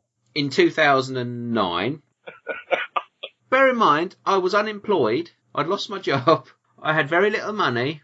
And for some reason, I can't remember how, I managed to get my hands on a tenner. And I went to the shop and I went, oh look, there's a Day of the Dead remake. I didn't know that was there. And my missus said to me, oh, treat yourself. You don't buy yourself anything very often. So I did. Oh. Yeah. £10. Wow. Which to someone who's unemployed, you know. Yes. That's a lot of beer. Yes. No, it's not. No. So yeah, I literally had £10 in my pocket. Oh, look, there's a Day of the Dead remake. My missus said, go on, treat yourself. You don't buy anything. Nah. And I bought it and I watched it and I was angry. That's because you just took a £10 sterling note, wadded it up, and threw it in the toilet. I may as well have just burnt that £10. Yes. Yeah. I would dare say I can find better things to say about the Next Generation that I spent £10 on than you could about this. I think, with Texas Chainsaw Next Generation, it's bonkers, but there is an element of you want to watch it to see what happens next. Yes. With this, I didn't give a shit. You're just hoping it's over soon. It's terrible. I mean, did you notice that prior to going into the bunker, all the main characters were making headshots one after the other. Oh yeah. They get into the bunker and they can't aim for the guts. Yeah. they can't hit the broadside of a barn. I just stood up and went, oh, yeah. It was almost a rage watch for me. Oh, my God. I mean, to me, these weren't even zombies. These were more like the infected. Yes. And I'm not just talking about the speed that they ran at or anything like that. They really actually did look like just people who, suddenly developed. Like, this was what gets me. You watch the Romero zombie films, right? Somebody gets bitten. Over the course of the next 20 minutes of the film, their skin gets paler. Their eyes get darker. Yes. They gradually turn until there's nothing left. Then they rise up. Yes. And their skin might go a bit green. It might look like rigor mortis is setting in. Yeah? In this film, you get bitten, right? And suddenly you turn into, like, a villain from a Marvel film. I think what we're missing on that is somebody yelled cut. Somebody called for the zombie William Shatner mask. They ran out, put it on the guy. Action. Yeah. That's what we're missing. Suddenly the eyes go, it's more Evil Dead, but it's not even good Evil Dead. The eyes go white, the skin suddenly splits open, there's boils and welts and God knows what, and there's, bits of flesh hanging off them, and they're melting and they're not melting, and they've got vampire teeth and they're snarling. And what? Yeah, exactly. Steve Miner, you should be fucking ashamed of yourself. You've made better films than this. Yep. You made 2 Friday the 13th sequels. You made a Halloween sequel. You made Lake Placid. What the fuck are you doing with this? I mean, yeah. And you almost want to ask them, did you do this? Or was this all done, one of those things where you shot it, walked away, and then somebody just was stoned out of their mind and put it together backwards? Either that, or somebody's got something on him, and they said, you're making this film. I don't know, maybe he needed to pay the light bill. Maybe it was just a paycheck. But there's Steve Miner's not a director, I would say, is an auteur, but it doesn't feel like anything that he's made before. Yeah. It feels like a quick cash-in. I don't know what Romero ever thought of this, whether he saw it, and I know he commented on the Dawn of the Dead remake, but I don't know. I don't know how this can... It gets worse. Yeah, he directed H2O. He also did that awesome Lake Placid movie. Yeah, that's it. For the love of God, what was he thinking? What happened? Friday the 13th, parts 2 and 3. Yeah, you're like, what the hell? Yeah, this is a bullshit film. It's sci-fi level, I would say, Sci-Fi Channel level stuff. Yes. If this had been an original film and not called Day of the Dead, if this had just been called, Colorado Zombie Attack, I might be a bit more kind to it. But this is Day of the Dead. You're trading off of the name of a fucking classic. Yes. And I don't know what Ving Rhames was doing signing up to this. I guess this was a paycheck for him. I'm sure Mina Savari, who I like in lots of other things, I'm sure somebody convinced her to do it and she didn't really know what she was signing up for. Hey, you're going to be in this remake of this George Romero classic, blah, blah, blah. That's not what we got. Right, no. It's not what we got at all. And this guy directed the ever-popular Warlock. I love that movie. What, with Julian Sands? Yeah. I fucking hate Julian Sands. Yeah. Well, yeah, but it's great. He directed House. House. That was the one I was trying to think of, yes. How in the hell did he do this? What were you thinking, Steve? Well, perhaps we'll ask him. Perhaps Gore Blimey could ask him. Because he's doing a Steve Miner thing on his show. Yeah. Yes, he is. I don't know. I don't think he's going to be covering this one, though. I hope he doesn't. Oh, God. Yeah, this is just a top to bottom disaster. Okay. Anyway, I'm not going to talk about it anymore. What did you score? Yeah. 1. Okay. I went 1.5. Shall I tell you why I went 1.5? Somebody had good boobs in it? What? Well, yeah. Mina Savari, because I think she's a bit fit. And yes. I like the guy whose name escapes me, the big fat guy who plays the DJ. I forget his name. He's in loads of things. Yeah. He was, yeah. I think he's British. He's a British actor, put in an accent. But, yeah, he was quite fun. He was funny. Yeah. He was good. Yeah, but, oh, man. This is just a very, very poor film. What's the guy's name? I'm looking. Ian McNeice, that's his name. Okay, gotcha. Yeah, I've seen him in loads of things, and you'll know his face when you see him. He's in Ace Ventura and No Escape and lots of other things like that. So, Gotcha. yeah, there you go. You gave it 1, I gave it 1.5. I'll probably never watch it again. It'll go on my shelf next to other zombie DVDs. I paid 95 cents for it. I feel better that I didn't pay £10 for it, but, you know. Yeah, I mean, I own the DVD. I shall keep the DVD for consistency and the fact that I've got all the Romero films and the remakes there. Yep. But, oh, God. Yeah, I'll never watch it again. Right, before we order our films from the last few shows, okay, I'm going to mention a few of the other remakes that you may or may not be aware of. Fire away. Films that are connected with these Romero films. Have you heard of Day of the Dead 2, Contagion? No. No, you don't want to. It was made in 2005, so it's a sequel to the original Day of the Dead. Somehow somebody got the name. It could be the same team that did the Creepshow 3. I want to say it is, but it may not be. It's a proper half-star piece of shit zombie film. Okay. I watched it once. In fact, let's call up my Letterboxd review now. Oh, God.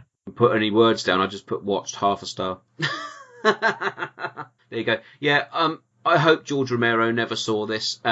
He did. I hope that there were lawsuits or violence occurred, because Day of the Dead 2 Contagion is an absolute piece of crap, and it makes the Day of the Dead remake look like Dawn of the Dead. It's absolute shite. So don't even bother with that. As I alluded to earlier, there was a 3D remake of Night of the Living Dead, which came out in the early 2000s, I want to say, with Seg. It's crap.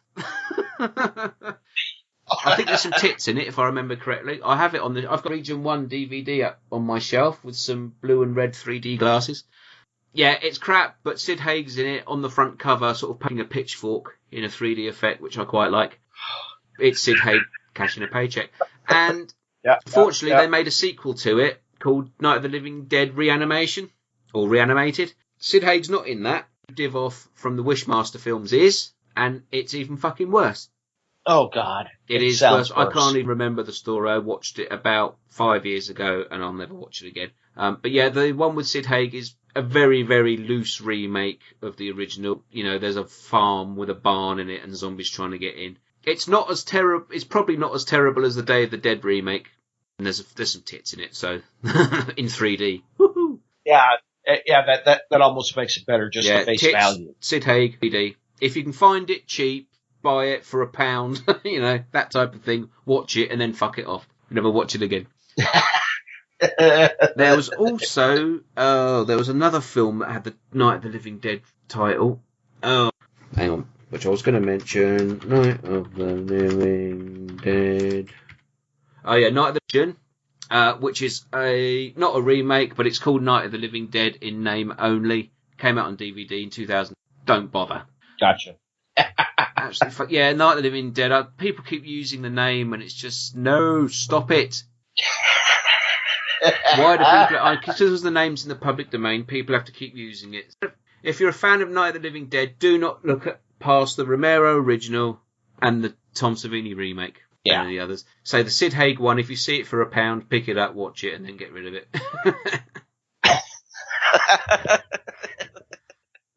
Oh dear, right, so do we want to rank the 9 films that we've seen? Yes. Right, what's your favourite? Dawn of the Dead. The original? Yes. Now, this is the most difficult bit I've had to decide, because Day or Dawn, and for me, and I think for the last few years, Day of the Dead has been my absolute favourite. Oh, nice, alright. But, on this rewatch, I may go back to Dawn. Oh. Yeah, so I think today I'm going to say Dawn of the Dead is my favourite. Maybe I'll have to watch Amityville 2 and change it from a 1-star rating to a 2-star rating. Oh, I don't get why you don't like that film. What's not to like? And you know what's funny is I'd watch it again and go, well, shit, I'm going to have to watch it again and see if I hate it as much as I thought. I don't know. It just... I've even put it out there on Twitter that you hate. Yes! I've taken a lot of shit for that. I know. And I'll keep doing it till you like it. Watch it again. I don't know what there is not to like. I'll have to watch it again. It works as a serious film and it works as a fucking ironic film as well. And my number 2 is Night of the Living Dead. Oh, my number 2 is going to be Day, changeable with Dawn at any given time. Okay? My number 3, this is where we'll take a dramatic departure, is Land of the Dead. Really? Yes. Okay. I really like that one. Yeah, I can see. I thought you would. Yeah. Okay. Again, I struggled with this. I was going to go Night of the Living Dead, or shall I go Dawn of the Dead remake? I'm going to say Night of the Living Dead, the original. Okay. Now, my number 4 is interesting for you. I actually put down Night of the Living Dead remake. Okay. I had that film I enjoyed that movie. Yeah. Well. Yeah. Well, yeah, I think it's more enjoyable than a lot of the films on this list. So. Yes. Okay. My number 4 is Dawn of the Dead remake. Look at that. Look at that. Yep. Now, this one I've scribbled out time and time again, but I think I'm going to go ahead and stick with Day of the Dead original. Okay. For my number 5. Okay. My number 5 is Land of the Dead. I think Dawn of the Dead remake just edges it for me there. Yep. And number 6 for me is Dawn of the Dead remake. Okay. My number 6 is Night of the Living Dead remake. We're all completely flipped on some of these. Yeah. Okay. And my number 7, believe it or not, was Survival. My number 7 was Diary of the Dead. Wow. I'm just upset that you like the found footage better than me. Well, I gave my reasons why I liked it last show. Absolutely. My number 8, Diary of the Dead.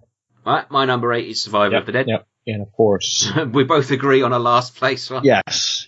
And my 100th movie is Day of the Dead. Yes. Yeah, that's my last one as well. Absolute bloody shite. That list, I would say, don't even bother with. Unless you can watch it for free, don't bother. Yes. I think all the others have at least some merit to them. Even Survivor of the Dead. Yes. And that's more in almost the comedy goofiness of it. Yeah. Than anything else. Yeah. In the Father Tedness of it. Yes. Oh, goodness. Right then, so that's our look at the Romero's zombie film. That's it. It's been good fun, apart from the fact that George Romero died during the middle of it. But, yes. But there we go. It's done and dusted. That one's done and dusted. So we've got a little bit of feedback, just the one today, which I shall read out. It's from our good buddy Gore Blimey. Yeah, it's quite lengthy, so Gore sent us something quite long and quite hard. Ooh. Well, go ahead and give it a firm thrashing. I shall wrap my lips round it and see how far I get. Oh, I can't believe I said. Right, here we go. Hi guys, that's it. You cough as soon as I fucking start. I've been holding that cough in until you start. Hi guys, Gore Blimey here from the Trilogy of Terror podcast with a few thoughts on, just in case we didn't know who he was, with a few thoughts on those remakes of the Dead we're covering. So we don't confuse him with another Gore Blimey. That's right. Right, George A. Romero's original zombie trilogy of films. So iconic, so well loved, and so groundbreaking, you'd think anyone wanting to remake one would be a very brave director indeed. Or an idiot. I have to admit, I haven't seen the Day of the Dead remake, so I can't comment on that one. And that's ironic, considering I've just been working on a podcast episode about the director Steve Miner. Gore, if you're listening, abandon mission, abort mission, abandon mission of any viewing of Steve Miner's Land of the Dead. Day of the Dead. Day of the Dead. But I last watched the other two a couple of years back, and I'll try to remember my general thoughts about them. I'm not normally a big fan of classic horror film remakes, unless they can offer something fresh, while still respecting the spirit of the original. Yes, I know I said I like the Ryan Reynolds in a clinging wet t-shirt for half the film, not giving it a fresh take. He has to cram in Ryan Reynolds there, but he hasn't crammed in Ryan Reynolds yet, has he? Although he's certainly trying to. Yes. Ooh. But being serious, in my view, Dawn get these two things right. They might not do the social commentary stuff in the same way as Romero, but they give us the same basic story in a more updated way. And improvements, I also mean society's views and cinema audience expectations too. In the original Night of the Living Dead, the weak point for me was a bit of a wet tea towel, but in Savini's remake, the women are more assertive. At the point when 1960s Barbara goes all silent and glassy-eyed, Barbara 2.0 gets her act together and kicks serious arse in order to survive. There's a bigger budget here, so there's more gore, better special effects and a great score. Phobic tension and the same subtext that the zombies are the second most dangerous creatures to worry about in all this. Yeah, that's a good point, yeah. The most film would have been the die-hard fans of Romero's original, and Savini tackles this by adding lots of deliberate references to it, often in a light-hearted way. Showing his 1968 film, but is paying homage to it.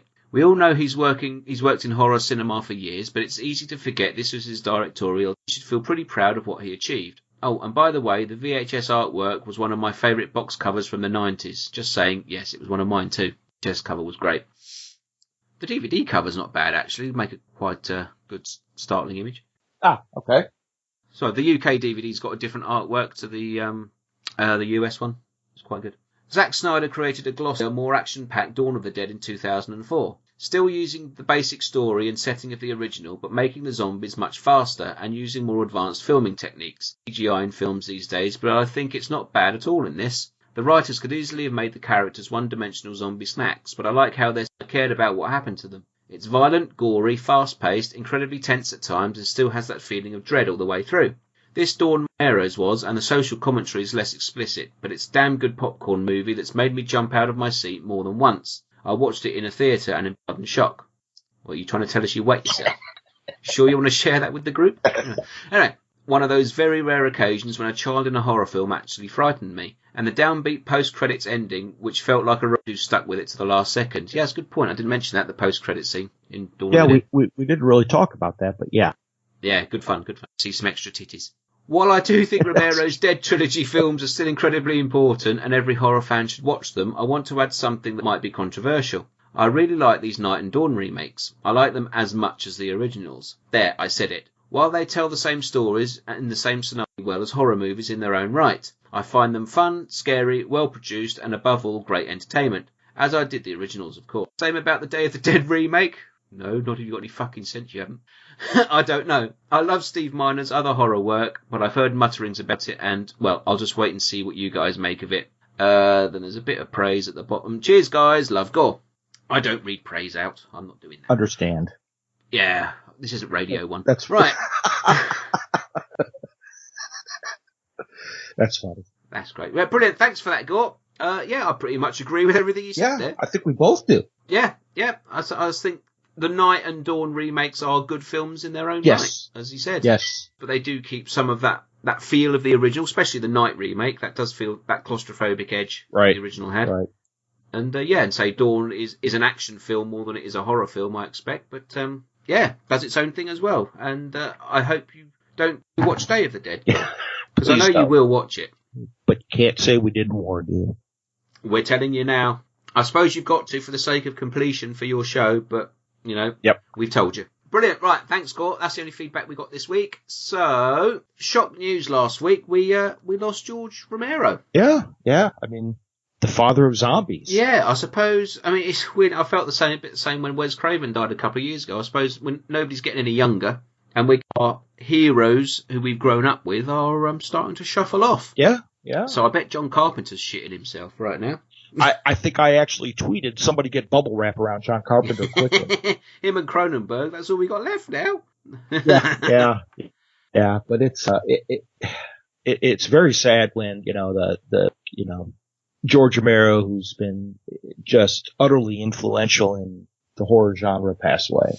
It is. I mean, we've never really spoken much on here about our favourite directors and writers and producers and all that sort of stuff. But Romero was one of those guys who I discovered very early on, and along with Carpenter, I felt like he's felt important because his films came out with his name in the title. It was always George Romero's Day of the Dead, same as you got John Carpenter's Halloween and all this sort of stuff. Right. So I think when you're young and you see that, you think, well, this is somebody that I should be aware of then. Because you never saw Wes Craven put his name in anything. You did later on, but at the time it wasn't Wes Craven's Nightmare on Elm Street or anything like that. Right. Exactly. And I first became aware of George Romero, I think it was probably the box of Creepshow that was in the video shop in the 80s. It was quite prominent on the shelf. And I can't remember whether I saw that or I saw Day of the Dead first. But it was around the same time. So we're talking about 85, 86, mid-80s. And it was just, I want to see more of what this guy can do. And, as you go through your horror films, when you start becoming aware of everybody and all the films that you should be watching, and George Romero's name always cropped up, along with Night of the Living Dead, which I first saw in the late prized version on a VHS. And it was one of those things you always use, when you're reading books about horror films and you need to see Night of the Living Dead and all this sort of stuff. And then I saw it and I went, is this it? I said, this is terrible. It's like Sesame Street. Look at the colouring. It's terrible. And then I realised, it's supposed to be in black and white, blah, blah, blah, blah. So I saw the proper version and then went, that makes sense now. And, it's just, since then I obviously got the Dead films as soon as they were available on DVD and Blu-ray and everything else. And, it's just, he's been a constant in my life, along with, Wes Craven and John Carpenter and all those guys as much as anyone else. But I think Romero is up there probably as one director who I go, that's my guy, that's my favourite director. But I've got a handful of people whose work I would always gravitate to. And Romero is one of them. Along with Rob Zombie, I'm going to say, because that winds people up when I say he's one of my favourites. But I do. I love his work. But yeah, Romero, definitely, I think more so than John Carpenter for me. Say my handful was always Romero, Cronenberg and Craven from that era. They were my three. Gotcha. It's sad. It's very, very sad. Yeah. Yeah, should we have a little look through his filmography? Yep. It's funny because the first Romero film that I saw in the theater was, Creepshow. And I loved it, so I went back and started watching his other stuff and really liked it. I think Carpenter probably is one of my faves, just because I saw The Thing when I was a very wee lad, and it just clicked. Yeah. That was it. But I like, and I've gone back and watched probably almost all of Romero's stuff. And, can see. Just to go through his directorial credits. Yeah. The first film is listed on IMDb is a short film called Expert. Don't know that one. Never seen that. I can't. Yep, I've never seen that either. So then we move to Night of the Living Dead, which we've obviously spoken about. There's Always Vanilla. Have you seen that? I have not. Have you? No, I did own it. It was on the special features of the Season of the Witch DVD. And Season of the Witch is actually the next one on the list. And I never actually watched it. And I've sold that DVD now. But if you're in the UK, Arrow Video are putting out a George Romero box set in October, which contains There's All Witch and The Crazies. Have you got it pre-ordered? I'd imagine it's going to sell out. Yeah, fast. I've got it pre-ordered. Yep. As soon as it was announced. So yeah, those are the next three films in his filmography. So you haven't seen There's Always Vanilla. Have you seen Season of the Witch? No, I've not seen that one either. I'll be honest, it's not a great film in terms. Okay. It's not an exciting film. If you imagine Rosemary's Baby, but take the baby element out, it's that sort of thing. It's basically witches meeting in a housewife's house, trying to make her want into their. It's very, very early 70s. It's probably more of a melodrama than it is a horror. Okay. I think I went into it expecting one thing and getting another. So I imagine when the Blu-ray comes through, I shall give it another watch. Yep, there you go. Yeah, and I imagine it's one of those films you need to see once or twice to get a feel of what Romero was trying to achieve with it. Gotcha. Yeah, I think I just went into it expecting, Rosemary's Baby, and it wasn't quite that. But yeah, and that was followed by The Crazies. Have you seen that, the original? Yes. I'm a fan of The Crazies. Yeah, I like The Crazies. It's similar to Dawn of the Dead in lots of ways, but... Yeah, but it's a good movie. Yeah. But it's Romero getting back to his anti-authority, the government's out to get you social commentary. Because he was an old hippie, wasn't he? Yeah, absolutely. That's what he followed. Always interesting, his film. That's the thing about these films from this era. They're not always great, but they're always interesting. Yes. Yeah. Let's scroll up a bit. He did a TV movie documentary called O.J. Simpson, Juice on the Loose.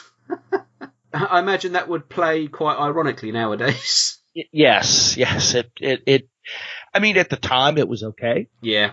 Obviously, with O.J. Simpson doing the things that he's done, or not done, if the lawyers are listening.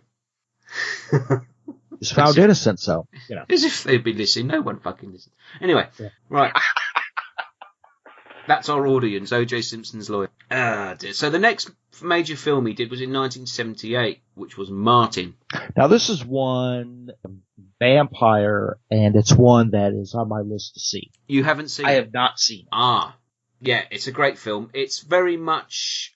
I think it makes a nice companion piece to something like Let the Right One In or something like that. It's got that vibe to it. Really? Where it's not a quote-unquote vampire film in the sense of Fright Night or The Lost Boys or Hammer Dracula or anything like that. Or the vampire, the Count Yorga or whatever that one's called. Yeah. Count Yorga. Yeah, it's more suggestive. It's very Romero.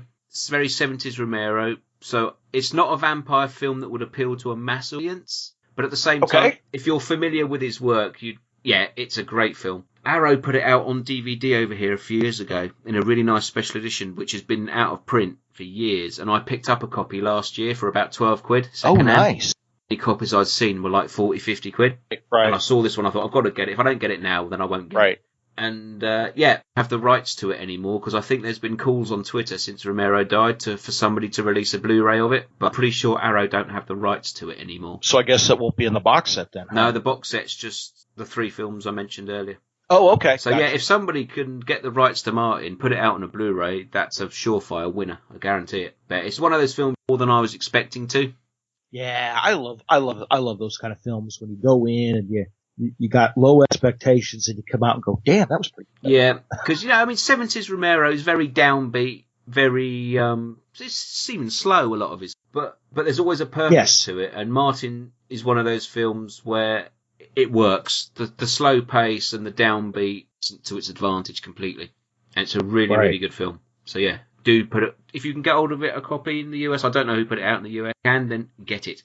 No, I don't think you can get it in the US because I'm looking at DVD's listing on Amazon Marketplace for $150. Yeah, it's obviously out of print in the US as well. Then this one, put it on like a watch list, and then if one crops up at a reasonable price, then grab it. Yeah.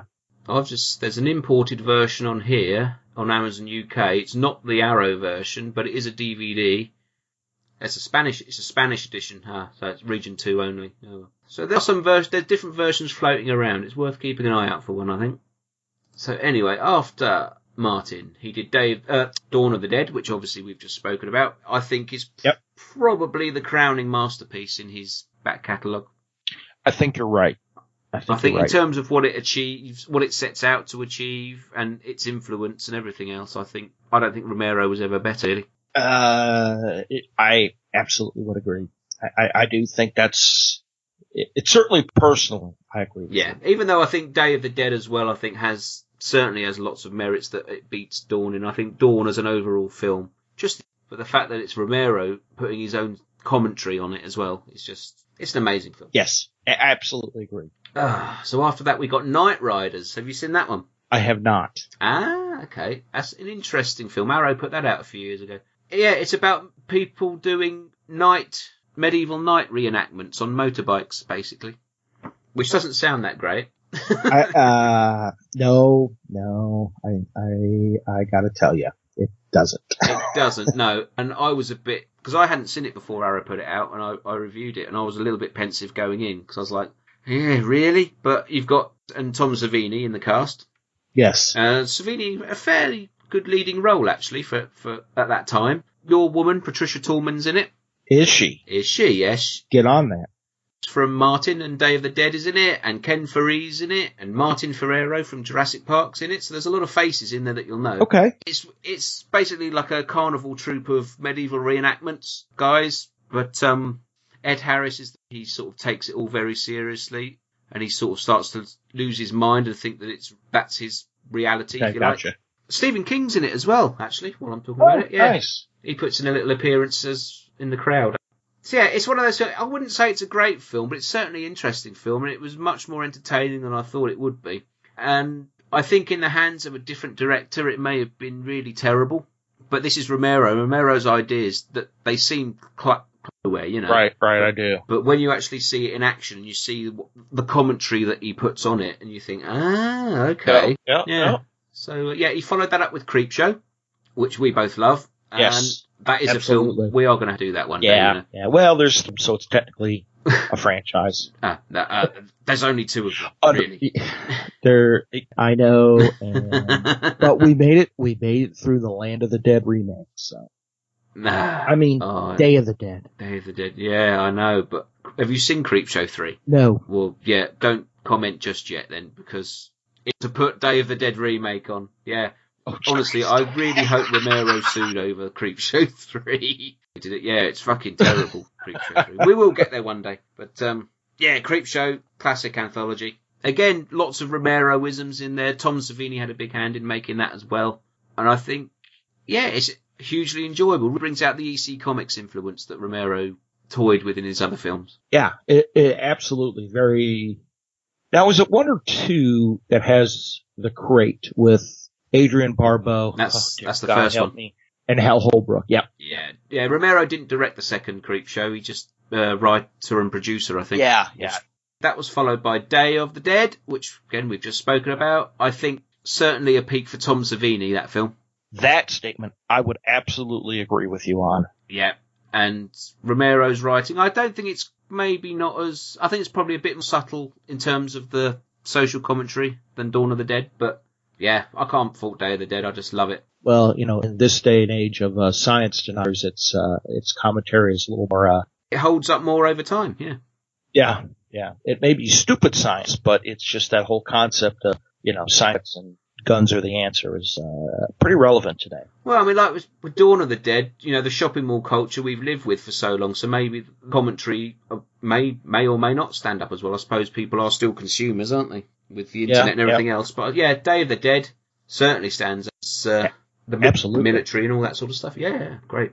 Following that was Monkey Shines in '88. Have you seen that? I have not. No, I haven't. I thought I had, and I was getting it mixed up with another film. But no, I haven't seen that. I do remember it on the shelf in my local VH shop when I was younger. Yes. And I think it's the only one on this list, apart from the O.J. Simpson one and that first one we mentioned, that I haven't seen. I don't know about your local video shops, but ours would always do, especially around Halloween, they'd put all the Romero films together, they'd put all the Carpenter movies together, and they'd all be all that kind of stuff. So, yeah, I remember. That would imply you've got staff who know what they're talking about. Yes. Yeah, that wasn't happening over here. And I think, from what I've seen, like on...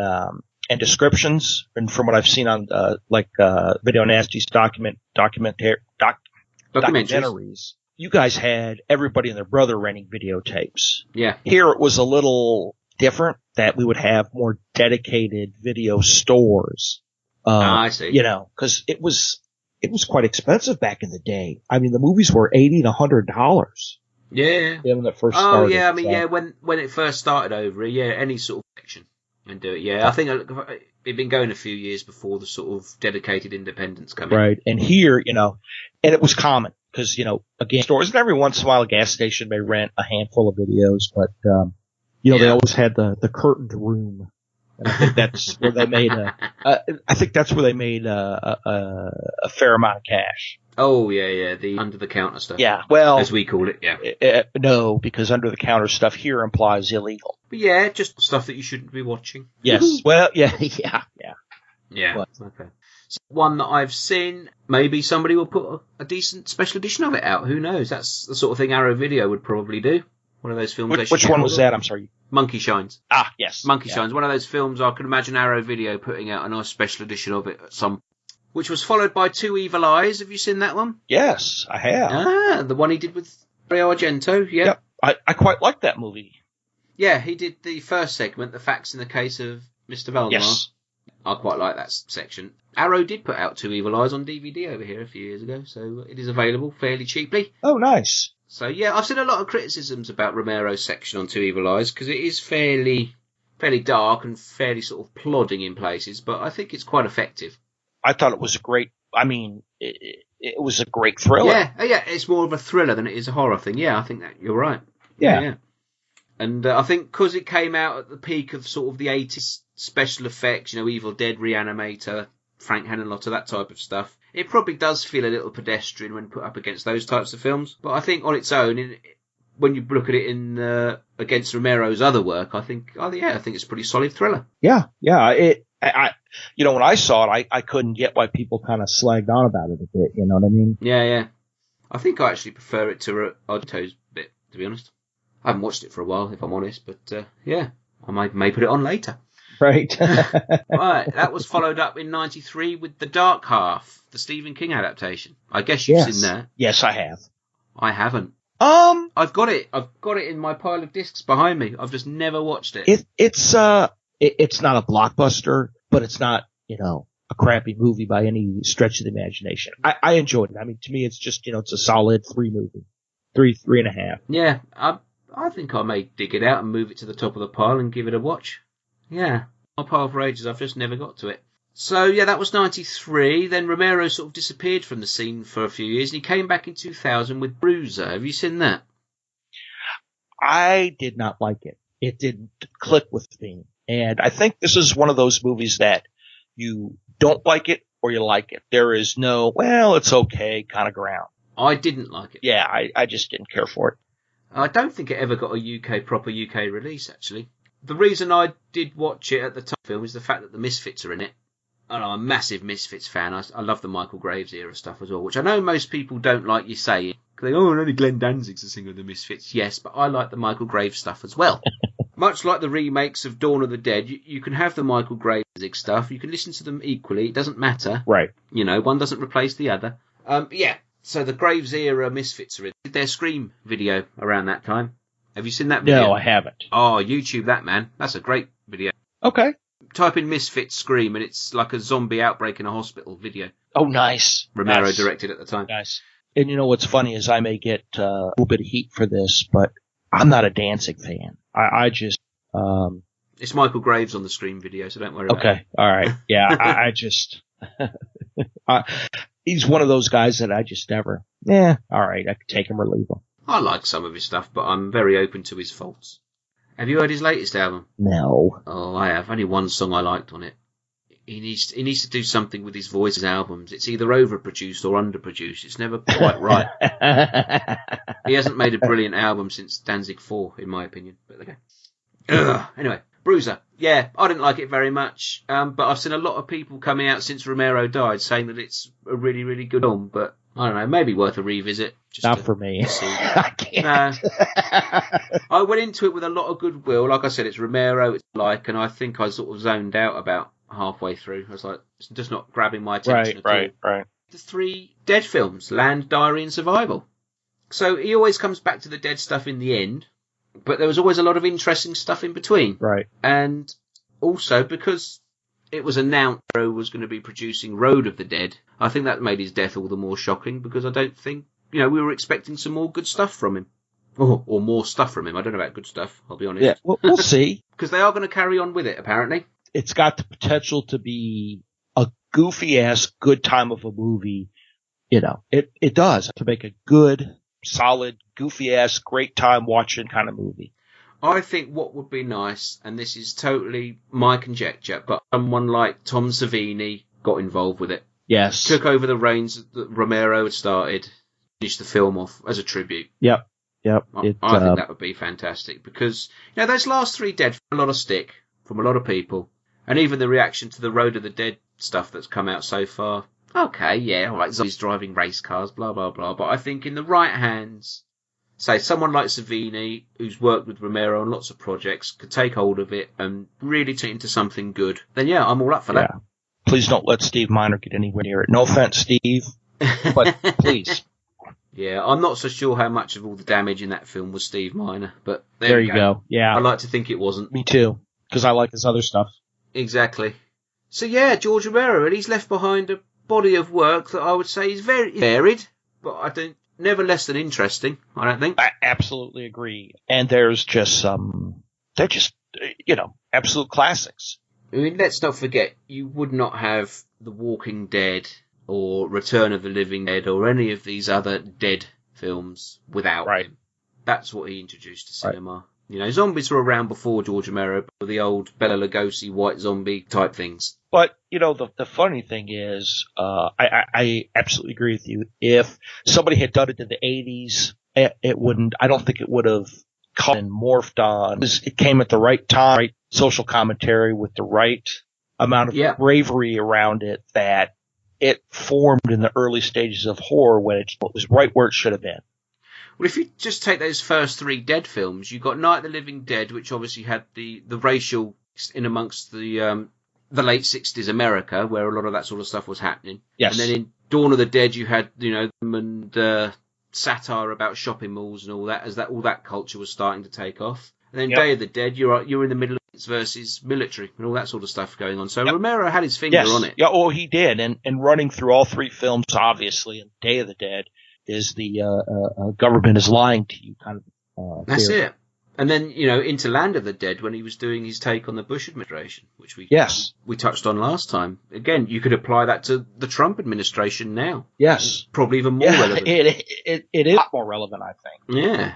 So, so I think it goes without saying that we thank George Romero. Without him, we may not be here talking about these things. Yeah, and he will definitely be missed, not only in giving us films, but in him commenting on life and horror that is today, because he always had interesting stuff to say. Oh, he did, yeah. He was regular on the convention circuit. And I think other people always had good things to say about him as well. He's one of those guys I've never heard a bad word about. See, I don't think I've ever heard anything bad about him from anybody, from actors, other directors, from fans, anything.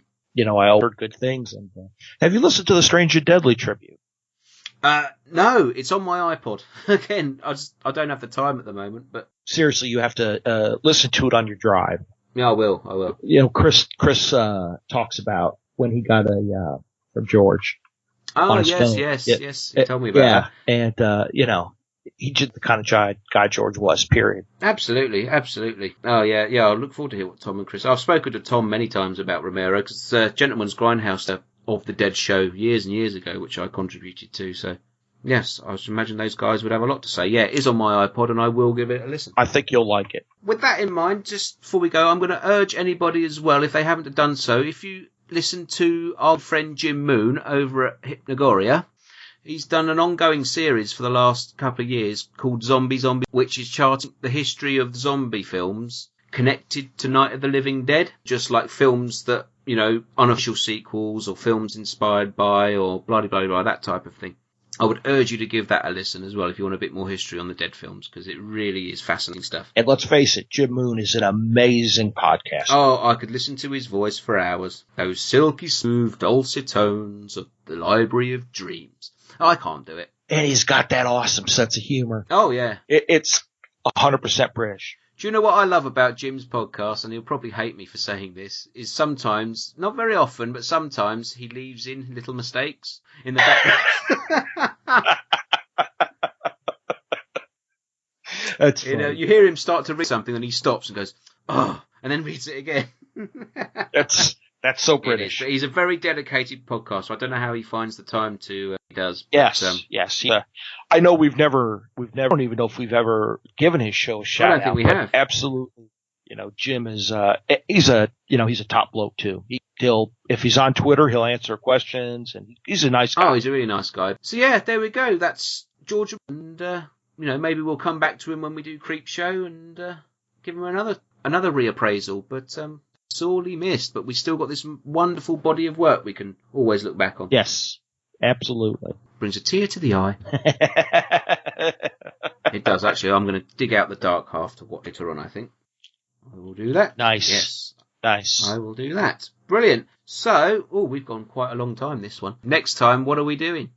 Did we actually decide? Yes, we did. We did. I think, now, I may get it wrong, and don't shoot me, but I think we're going to do wrong. You may get it wrong. You see? Yeah, I was going to say, exactly. We're going to be doing the wrong. Go on, turn it around. Turn it around. Someone get Mr. Chris Xanax, please. Hey, Xanax for Mr. Chris. Wrong turn. Hey. We're watching the best West Virginia rednecks in Wrong Turn. We're going to tackle the Wrong Turn series. Fan-fucking-tastic. I've been dying to do this. What is there? There are 6 of them? Is that correct? That is correct. As we speak, 6. Okay. There may be a 7th by the time we get to the end. You never know. Oh, dear God, help. Yeah, we are going to do the Wrong Turn films, which I am really looking forward to. I can't wait to get Myron's view on these. And you know what's funny is I think I've seen the first one. Yeah. Your favourite actor's in it, in the first one? Favorite actor? Jeremy Sisto. Oh, I like Jeremy Sisto. I know you do. I quite enjoy Jeremy Sisto, and he'd be quite the horror fan. Well, yeah, maybe he is, but I can't wait till you get onto the second one. All right. Well, I actually, you may laugh at me, but I'm looking forward to it. Yes, it's a great series. Anyway, until then, I guess it's time for us to say goodbye. Bye. Bye. It's gonna be quick. No. You saw what happened to Rhodes when he got bit, okay? This is the only way. I put bleach on it! Shut up! Put the gun down. That's an order. I don't know if you noticed, but it's people out there eating each other, okay? So fuck you and your orders. I said, shut up! What are you gonna do, huh? You gonna shoot me? Hey, Look, Rhodes was bit hundreds of times, him once. Besides, bleach kills just about everything. Who the fuck are you? Look, I'm a doctor, okay? I know exactly what's Man, ain't going on. nobody trying to hear that CSI bullshit. You gotta go. Didn't I say shut the fuck up?